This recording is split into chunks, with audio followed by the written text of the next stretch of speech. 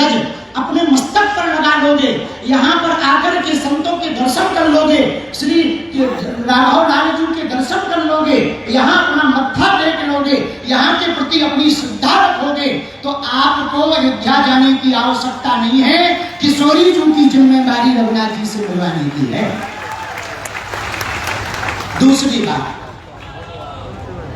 जो बहुत हम सबके लिए आवश्यक है वो ये है कि भविष्य में यहाँ के सभी निवासी और हम सब मिलकर रेवासा को यदि रेवासा तीर्थ घोषित करवाएंगे तो अभूतपूर्व कार्य होगा।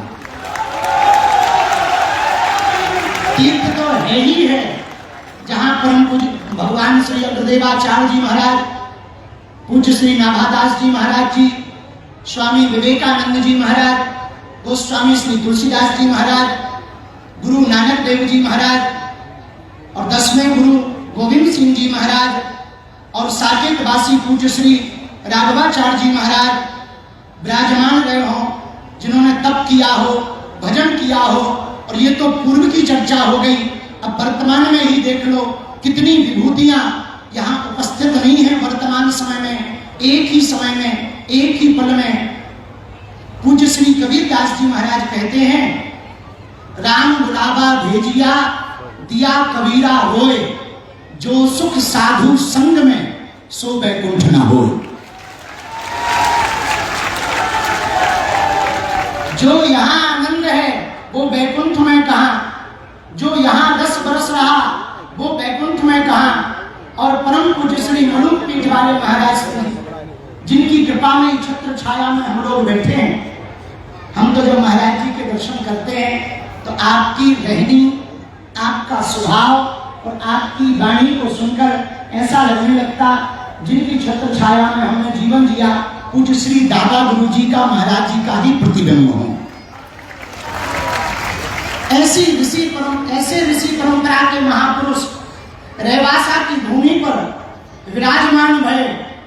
रेवासा वासियों, राजस्थान वासियों, एक बात कह दें, अब राजस्थान वैसे भी वीरों की भूमि है।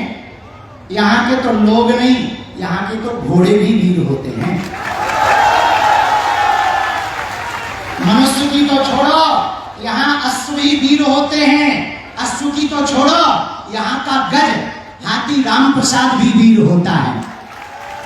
और एक बात कहें, हिंदू राष्ट्र का झंडा यदि कहीं फहराएगा तो शायद पहला नंबर राजस्थान का आएगा,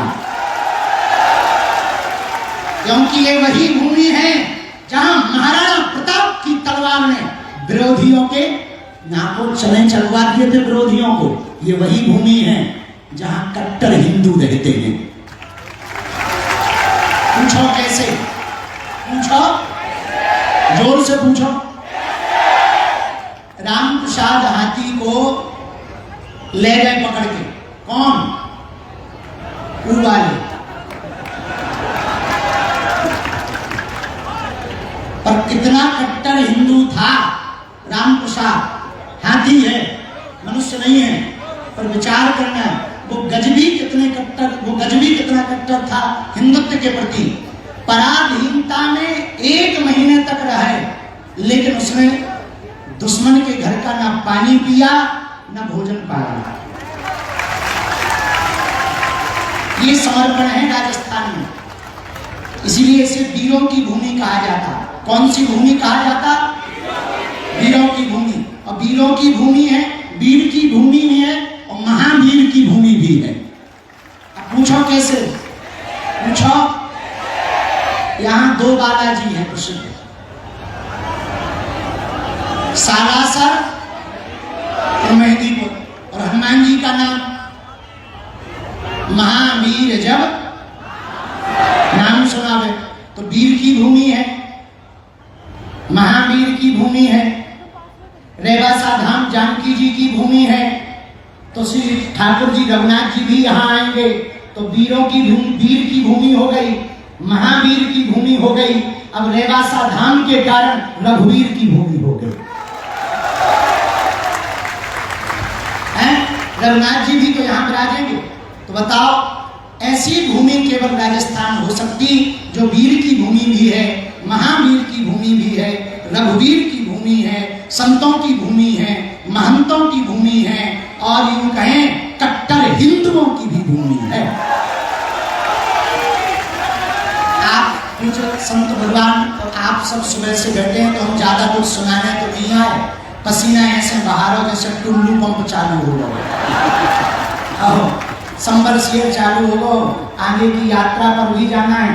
अंत में एक दो बात कहेंगे, आप लोग बहुत देर से बैठे हो, नाराज तो नहीं थे आप लोग?